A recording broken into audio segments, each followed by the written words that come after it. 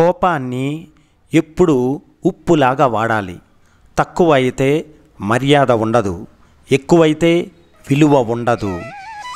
నువ్వు పొందిన సహాయానికి కృతజ్ఞతాభావం, నువ్వు చేసిన తప్పుకు క్షమించమని అడిగే స్వభావం ఉంటే ఎదుటివారి హృదయాల్లో స్థానం సంపాదించినట్లే.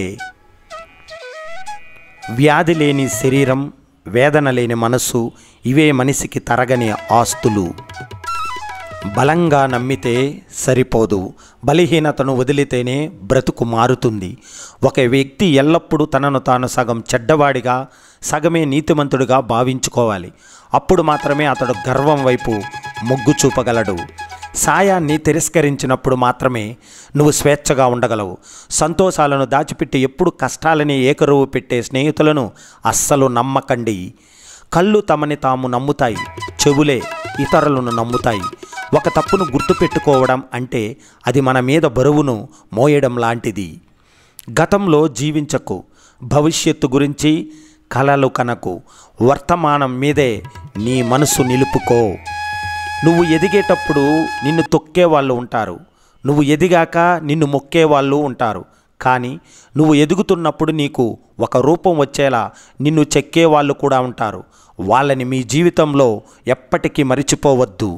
ఒక్క క్షణం ఒక రోజునే మార్చగలదు, ఒక్క క్షణం ఒక రోజునే మార్చగలదు. ఒక రోజు ఒక జీవితాన్ని మార్చగలదు, ఒక జీవితం ప్రపంచాన్నే మార్చేయగలదు. మొక్క ఎదగాలంటే కావలసింది ఖరీదైన కుండీ కాదు, నాణ్యమైన మట్టి.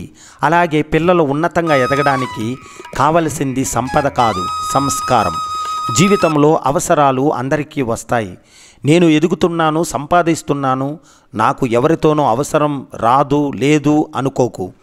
ఏ సమయం ఏ రోజు ఎలాంటిదో నీకేమి చెప్పిరాదు. బాగా గుర్తుపెట్టుకో. నమ్మితే ప్రాణమైనా ఇస్తామంటారు, కానీ ప్రాణము ఇవ్వక్కర్లేదు. ప్రాణం ఉన్నంత వరకు నమ్మక ద్రోహం చేయకుండా ఉంటే చాలు. ఎవరిని తక్కువ అంచనా వేసి చులకనగా చూడకు. ఏ బంధంలోనైనా దగ్గర దూరం అనేది ముఖ్యం కాదు, వారి మనసులో మన స్థానం ఏమిటనేదే ముఖ్యం. మనసులో మనకంటూ స్థానం అంటూ లేకపోతే దగ్గరైతే ఏమిటి, దూరమైతే ఏమిటి? పని మొదలు పెడితే ఆపవద్దు, మధ్యలో వదిలిపెట్టవద్దు. ఫలితం గురించి ఆలోచించకుండా పని పూర్తి చేయడమే మనిషి యొక్క పని. దుర్మార్గమైన ప్రవర్తన మరియు అపవిత్రమైన దృష్టి, క్రూరమైన వక్రబుద్ధి గల వ్యక్తితో స్నేహం చేసేవాడు వేగంగా నాశనం అవుతాడు. ఎలా బ్రతకాలో తెలియక భయపడకు. ఎందుకంటే గూటి నుండి బయలుదేరిన పక్షికి తెలియదు గింజలు ఎక్కడ ఉన్నాయో అని. అయినా ఎగురుకుంటూ పోతుంది కదా. మన జీవితం కూడా అంతే. ప్రయత్నమే జీవితం. డబ్బు అనుభూతిని మాత్రమే ఇస్తుంది, పేదరికం అనుభవాన్ని కూడా ఇస్తుంది. పేదరికాన్ని మించిన గురువు ఎవరికీ లేదు. పేదరికం ఎన్నో నేర్పుతుంది. వినయం నేర్పుతుంది, విద్య నేర్పుతుంది, బతకడం నేర్పుతుంది, ఒదిగి ఉండడం నేర్పుతుంది, అవసరమైనప్పుడు నేవడం కూడా నేర్పుతుంది. పట్టుదల ఉంటే చాలు. అది ముళ్ళు దారి రహదారి చూడము, ఏ దారి నుండైనా గమ్యం చేరవచ్చు. ఎందుకంటే ఉదయించే సూర్యుని ఆపడం ఎవరి తరం కాదు. ఆకాశానికి ఎదిగాక ఎవరైనా నిన్ను గుర్తించవచ్చు, కానీ నువ్వు నేల మీద ఉన్నప్పుడు నిన్ను గుర్తించిన వారే నీ వాళ్ళు. మంచి అనిపించుకోవాలని చెడును సమర్థించే కన్నా చెడును ఎదిరించి చెడ్డవాడు కావడమే అన్నిటికంటే మిన్న. చీమను చూసి క్రమశిక్షణ నేర్చుకో, భూమిని చూసి ఓర్పు నేర్చుకో, చెట్టును చూసి ఎదుగుదల నేర్చుకో, నీ చుట్టూ ఉన్న వాళ్ళని చూసి వారిలోని సుగుణాలను నేర్చుకో. మోసం చేసే మనుషుల కన్నా మాంసం తినే మృగాలే మిన్న.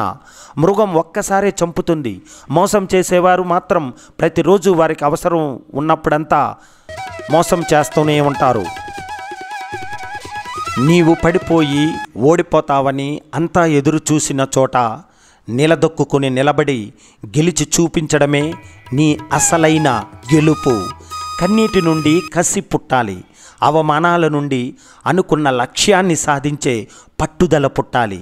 ఎవరైతే నిన్ను ఎగతాళి చేస్తారో వారే నీ కోసం ఎదురు చూసేలా ఉన్నత శిఖరాలకు ఎదిగే మార్గం పుట్టాలి. ధైర్యం అంటే ప్రమాదాన్ని లెక్క చేయలేకపోవడం కాదు, ప్రమాదాన్ని సరిగ్గా అంచనా వేయడం దాన్ని అధిగమించడం. నీతో అవసరం ఉందంటే నిన్ను ప్రశంసిస్తూ, నీతో అవసరం లేదంటే నిన్ను విమర్శిస్తూ ఉండే మనుషులను నీ జీవితంలో ఎన్నటికీ నమ్మకు.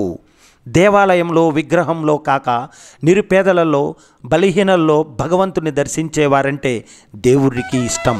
సాటి మనిషికి సాయం చేయనివాడు భగవంతుణ్ణి బంగారు పూలతో పూజించినా అది వ్యర్థమే.